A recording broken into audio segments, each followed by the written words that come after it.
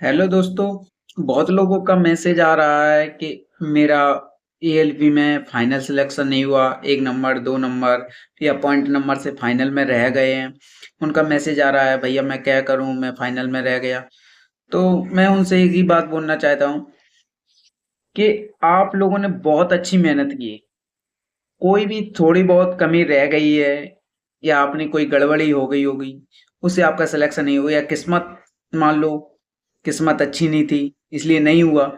मगर आप लोग पढ़ाई छोड़ रहे हो, ये अच्छी बात नहीं है। क्योंकि आपके पास ऑप्शन है अभी, क्योंकि अभी आपने एलपी दिया है तो आपको पूरा आता है, मैथ रीजनिंग सब कुछ आता है। अभी आपके पास चांस है ग्रुप डी एग्जाम, क्योंकि आपके पास सब कंप्लीट है, सिलेबस भी कंप्लीट है, आप फाइनल तक गए हैं, तो आपने पढ़ाई तो अच्छी की है ना। तो आपका यहाँ ग्रुप डी का एग्जाम है, उसमें भी हो सकता है आपका, और अच्छी पढ़ाई करोगे तो होगा, जरूर होगा। और उसके बाद एएलपी है, एएलपी के बाद टेक्नीशियन है।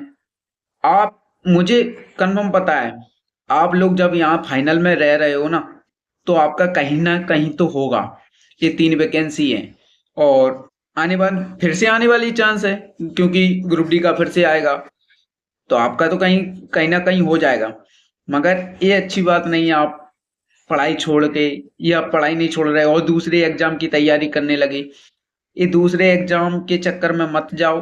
आपका तैयारी इस एग्जाम का है, तो इसी एग्जाम, रेलवे के एग्जाम का, आपने मैथ रीजनिंग साइंस पढ़ा है तो इसी का करो। अगर आपने जीएस पढ़ा है अच्छे से, तो आप दूसरे एग्जाम तक जा सकते हो। ऐसे इंग्लिश पढ़ा है तो सीजीएल का एग्जाम है, और अगर जीएस पढ़ा है तो एनटीपीसी है आपके पास। अगर मैथ रीजनिंग साइंस टेक्निकल ये पढ़ा है, तो आप यही इसी को कीजिए।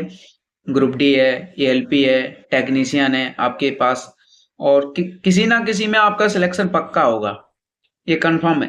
क्योंकि आपने इतनी अच्छी से तैयारी की है। आपका फाइनल सिलेक्शन में एक आध नंबर रह गया है, बहुत से लड़कों का 0.5 से रह गया है। देखो, अगर फाइनल मेरिट में रह रहा है, अभी वेटिंग लिस्ट आएगी, कहीं उसमें हो जाए आपका, क्योंकि बहुत लड़के अभी मेडिकल में फेल होंगे। जिनका हुआ है ना, उसमें से बहुत लड़के मेडिकल में फेल होंगे, तो आपका वेटिंग में आ सकता है ना। और और कह नहीं सकते हैं कि हर कोई फेल हो जाए, मगर क्या है, फेल तो बहुत होंगे ही। क्योंकि जब टेक्नीशियन सरी से एग्जाम में, टेक्नीशियन में जिसमें मेडिकल इतना अच्छा नहीं था, फिर भी उसमें लड़के फेल हुए थे। इसमें ए वन मेडिकल है, तो लड़के तो मेडिकल में फेल होंगे कुछ ना कुछ। और आपका हो सकता है आने वाले और किसी लड़के का ऐसे।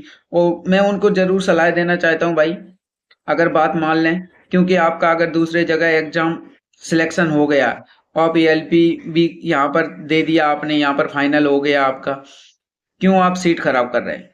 जब आपका सिलेक्शन और कहीं हो गया, अगर आपको ये जॉब करनी है तो आप जरूर कर सकते हो। मगर जब आपको ये जॉब नहीं करनी है, तो क्यों सीट खराब कर रहे हैं?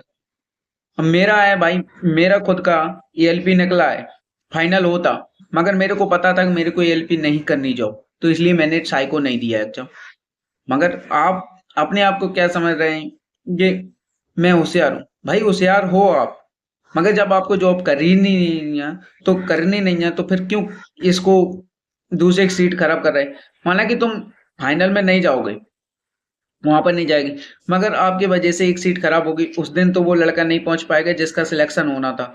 वो आगे 6 महीने, कब पता नहीं, उनका मेडिकल लेंगे, कब लेंगे, या वेटिंग में हुआ क्लियर, नहीं हुआ वेटिंग। और रेलवे के ऊपर है, अगर उसने नहीं दिया वेटिंग, तो फिर क्या करेगा? उसकी तो सीट चली गई ना वो लड़के की। आपने तो बस, अगर आपको, मगर आपके जब पता था कि आपको तैयारी का पता चलाना है मेरा, तो आप साई को मत देते। आपने साई को दे दिया, सीट खराब कर दी। अगर करना है जॉब तो बढ़िया है, नहीं करना है तो क्यों सीट खराब कर रहे हैं? मेरे पास बहुत लोगों का मैसेज आता है कि मुझे जॉब नहीं करनी है ये, मगर फिर भी साई को दिया। क्यों दिया पता नहीं चलता। मेरे साथ में कुछ लड़कों हैं जिनका सिलेक्शन फाइनल होता, मगर उनको पता था मुझे जॉब ये करनी ही नहीं है, एएलपी, क्योंकि उन्हें बड़ी तैयारी करनी है, इसलिए उन्होंने साई को देने ही नहीं गए। उनको इससे दूसरे का भला तो हुआ, जिस लड़के का होना था। हाँ, यही सजेशन देना चाहता हूँ कि भाई तैयारी अपनी जारी रखो, और देखो आपका भी होगा, बस यही रहता है किसी का जल्दी, किसी का लेट, मगर टाइम सबका आता है। अगर आप मेहनत कर रहे हो, तो आपका भी टाइम आएगा और आपका भी सिलेक्शन होगा। अगर आप मेरे चैनल पर पहली बार हो, तो ऐसी वीडियो की इन्फॉर्मेशन देते रहेंगे रेलवे के थ्रू, यानी रेलवे की जो भी नोटिफिकेशन आती है उसमें कोई कमी है, यानी कब एग्जाम हो रहा है, उसके बारे में बताने के लिए बताते हैं। अगर आप मेरे चैनल पर पहली बार हो तो सब्सक्राइब जरूर करें और लाइक करें और वीडियो को शेयर करें।